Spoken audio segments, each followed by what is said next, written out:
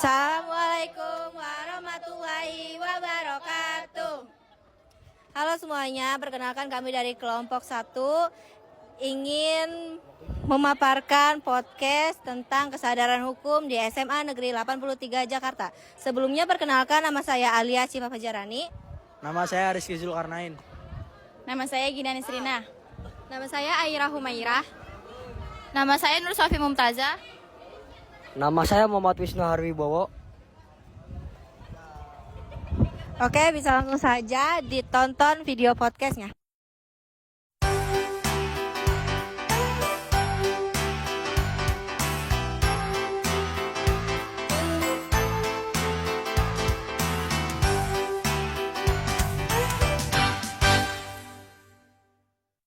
Halo semuanya, saya Nur Sofi Mumtazah. Kali ini saya bersama dengan Pak Imam akan berbicara santai tentang kesadaran hukum. Yang pertama ingin saya tanyakan, misalnya ada murid yang melanggar aturan atau hukum gitu, terus sanksinya apa aja kira-kira? Sanksinya ya karena sudah ada tertera di acuannya aturan tata tertib sekolah. Aturan tata tertib sekolah itu merupakan aturan hukum yang ada di sekolah. Ya, jadi semuanya harus mematuhi aturan itu. Kalau yang melanggar ya kena sanksi. Sanksinya antara lain pembinaan dulu, dibicarakan dulu, diomongin dulu, diingetin dulu. Setelah itu jadi ada peringatan pertama. Kalau sudah nggak mempan peringatan pertama, peringatan kedua dan ketiga. Terakhir setelah ketiga ya kita pulangkan kepada orang tua yang menitipkan anaknya di sini begitu.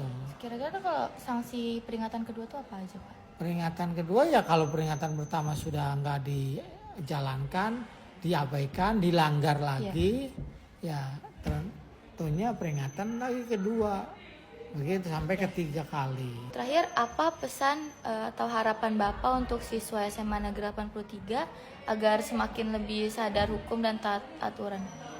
Ya saya sih berharap semua siswa yang masuk 83 sudah mengerti aturan mainnya, tata tertibnya, aturan hukum yang ada di 83. Jadi nggak ada lagi yang melanggar, nggak ada lagi yang macam-macam. Jadi semuanya lancar, belajar dengan tertib dan aman gitu.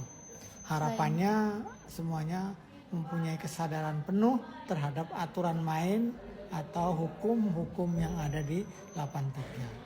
Jadi nggak ada lagi yang terlambat, nggak ada lagi yang lompat pagar, nggak ada lagi yang merokok, semuanya tertib begitu harapannya. Iya, kalau semisal masih ada yang melanggar gimana? Ya aturan main itu yang dijalankan, aturan tertib sekolah. Nah, kita patokannya atau aturannya penggaris itulah yang penggaris itulah aturan tata tertib di sekolah. Gitu. Kalau melanggar ya tentunya ada sanksinya. Ada sanksi. Gitu. Peringatan 1, 2, 3. Itu dari saya segitu aja penanya. Terima kasih. Ya. Assalamualaikum warahmatullahi wabarakatuh. Kali ini saya bersama Pelos ingin berbicara santai sebagai pengurus OSIS MPK. Apakah siswa-siswi di SMA 83 sudah mematuhi aturan? Oke, jadi sebagai pengurus OSPK sendiri, kalau ditanya apakah siswa-siswi sini memahami peraturan, aku mesti jawab iya. Karena angkatan saya, terutama angkatan kita ya kelas 10, itu bohong kalau misalkan tidak mengerti peraturan. Ketika kita awal masuk, ada namanya kegiatan masa pengenalan lingkungan sekolah, MPLS.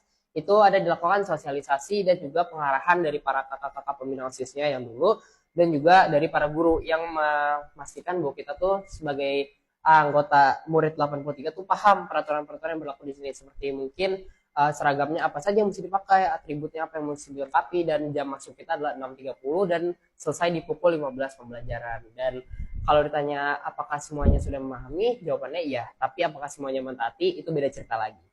Kalau menurut kamu pelanggaran seperti apa yang sering terjadi di sekolah ini?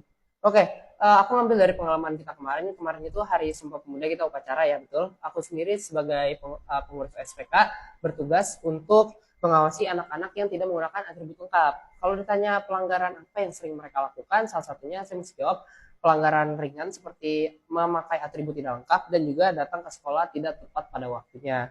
Tentu saja kemarin saya juga menarik beberapa anak yang tidak menggunakan atribut lengkap. Bagi saya tentu mereka ada alasan tersendiri ya untuk mereka datang telat dan tidak menggunakan atribut lengkap, bukan berarti mereka melakukannya dengan sengaja. Pasti mereka ada yang namanya terlupa, ada yang terhambat, dan seterusnya. Biasanya ada punishment nggak kalau tidak menaati aturan? Ada pasti. Dari hari kemarin pun dari upacara itu yang dimana mungkin kita yang pernah ngalamin nggak datang upacara tepat pada waktunya, terus nggak menggunakan atribut lengkap, biasanya hanya disuruh baris di bagian pinggir saja, tidak menyatu dengan yang lain. Mungkin itu punishmentnya rasanya kayak punishment sosial ya, kita malu gitu di barisan sendiri beda sama yang lain. Tapi kalau untuk punishment yang benerannya tentu jawabannya ada. Pagi hari ini teman saya datang telat, dia disuruh untuk bercerita dulu, disuruh juga ditahan dulu sampai 30 menit kemudian baru boleh masuk ke kelas mengikuti pembelajaran. Jadi itu punishmentnya yang bersifat merugikan diri mereka, karena memang apa yang mereka lakukan itu punishment untuk diri mereka. Kayak misalkan mereka datang telat nih, yang rugi itu kan diri mereka sendiri gitu, jadi telat mengikuti pembelajaran, jadi nggak bisa maksimal belajarnya, jadi tentu itu pasti merugikan diri mereka sendiri. Makanya sebisa mungkin kita di sini mentaati peraturan, dan punishment yang dilakukan tuh bukan membuat kita jadi kayak takut ke sekolah, jadi dendam. Itu tuh mendidik kita dan pastinya memastikan kita tuh supaya lebih jerak lagi untuk tidak melakukan punishment, untuk tidak melakukan kegiatan-kegiatan yang merugikan diri kita sendiri gitu. Oke, setelah tadi Rizky menanyakan, di sini giliran saya untuk menanyakan pada kelas. Oke. Bagaimana cara sekolah menindak siswa yang melanggar hukum? Oke, jadi bagaimana cara sekolah menindak lanjut siswa melanggar hukum tergantung pada perbuatan atau hukuman dan peraturan yang dilanggar oleh para siswa. Oke, kan waktu MPLS kita udah tahu ada 3 tahap hukuman. Ada yang skala prioritas ringan, sedang, bahkan yang tingkat ekstrim. Biasanya untuk yang sedang, untuk yang ringan itu siswa hanya diberi teguran, misalkan seperti berupa kamu lengkapin atribut kamu, atau kayak kamu rambutnya dirapikan dan semacamnya. Gunanya ini untuk bikin siswa tuh kayak sadar, oke, mereka sudah melakukan peringatan, namun bukan yang dalam fase sangat berat. Jadi mereka masih diberi kesempatan untuk mereka berubah. Yang kedua itu adalah fase sedang, di mana siswa itu diberi teguran dan juga tindak lanjut langsung itu juga. Biasanya ini berupa kayak misalkan ada siswa yang melanggar peraturan di kelas, entah itu mereka berbicara kasar, mereka tidak mengerjakan tugas, atau bahkan tidak sopan terhadap guru. Tindakannya bisa berupa guru menyuruh siswa untuk berada di luar kelas selama pembelajaran. Berarti mereka tidak dibolehkan untuk mengikuti pembelajaran. Hal-hal ini tuh sebenarnya nggak berarti kayak kita tuh dihukum untuk kayak kita jadi benci sama mereka, atau kita tuh jadi malah jadi pendendam. Enggak ya. Semua ini tuh dilakukan demi kebaikan kita juga. Guru tuh mau memastikan siswa-siswanya itu disiplin.